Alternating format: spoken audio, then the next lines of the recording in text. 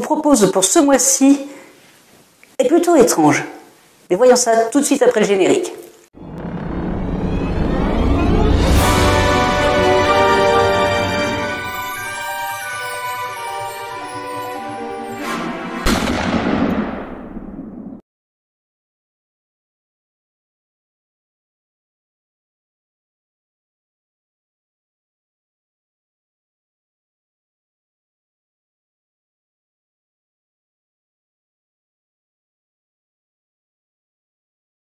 Je vous disais avant le générique que l'énigme de ce soir était plutôt étrange, et vous allez savoir pourquoi. Nous sommes en 1986, sur l'île d'Aix, en Charente-Maritime. Vous savez, c'est cette petite île qui n'est accessible que par bateau. Le corps d'Henriette de la Salle a été retrouvé gisant dans son salon, une cordelette autour de son cou. Et c'est là que c'est étrange. Le commissaire Le Chaput, chargé de cette enquête, a fait isoler tous les habitants de la maison, afin de pouvoir les interroger. Il y a l'infirmière de Madame de la Salle, son fils, son beau-frère, l'intendant, le cuisinier et la bonne. Alors que le commissaire s'installe dans une pièce pour pouvoir les interroger tranquillement, il fait tout d'abord entrer l'infirmière de Madame de la Salle. Il s'agit de Madame Lebrun. Elle exerce sa profession depuis bientôt 20 ans et elle s'occupe de Madame de la Salle depuis quasiment aussi longtemps. Madame Lebrun explique au commissaire que Madame de la Salle souffrait de graves problèmes cardiaques. Ces problèmes pouvaient être résolus par une opération, mais l'octogénaire s'est toujours refusé à la subir. Elle avait bien trop peur du bistouri. Madame Lebrun précise également que l'assassin s'est bien embarrassé pour rien, car il aurait suffi de faire peur à Madame de la Salle pour qu'elle meure d'une crise cardiaque. Et cela serait passé pour une mort beaucoup plus naturelle. Ensuite, le commissaire Le Chaput fait venir Charles de la Salle, le fils de la victime.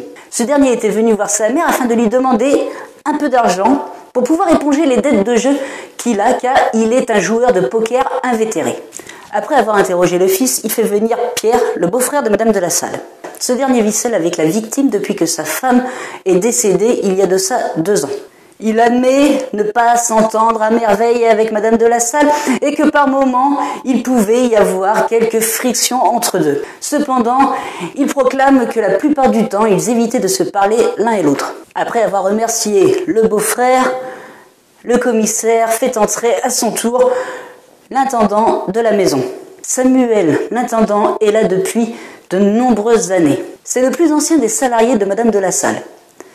Il explique au commissaire que Madame de la Salle regrettait amèrement de ne plus pouvoir monter à cheval et lui reconnaît que les promenades qu'il pouvait faire avec sa patronne à dos de cheval lui manquent également. Cependant, il avoue que Madame de la Salle préférait se passer de son hobby favori plutôt que de subir une opération du cœur. Vint ensuite Martin, le cuisinier de la maison. Il dit qu'il se pliait en 4 pour assouvir tous les fantasmes culinaires de sa maîtresse, mais tout en évitant les choses qui pouvaient être épicées, trop salées ou qui pouvaient porter atteinte à sa santé. Il adorait sa patronne et se pliait en 4 pour qu'elle profite de repas diététiques et goûtus.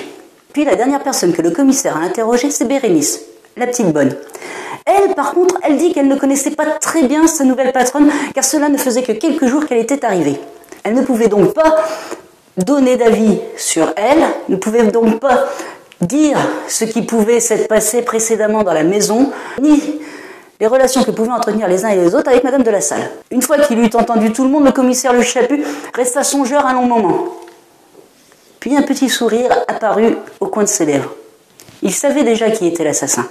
Et vous, saurez-vous qui est l'assassin de Madame de la Salle?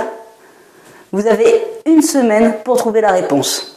Voilà les limiers du mardi, je vous donne rendez-vous la semaine prochaine pour la réponse à cette enquête de mois de février. En attendant, n'hésitez pas à vous abonner à la chaîne en cliquant sur la petite photo qui est là. Les autres enquêtes, c'est en dessous, sous la vidéo. Je vous souhaite une bonne enquête à toutes et à tous et prenez soin de vous.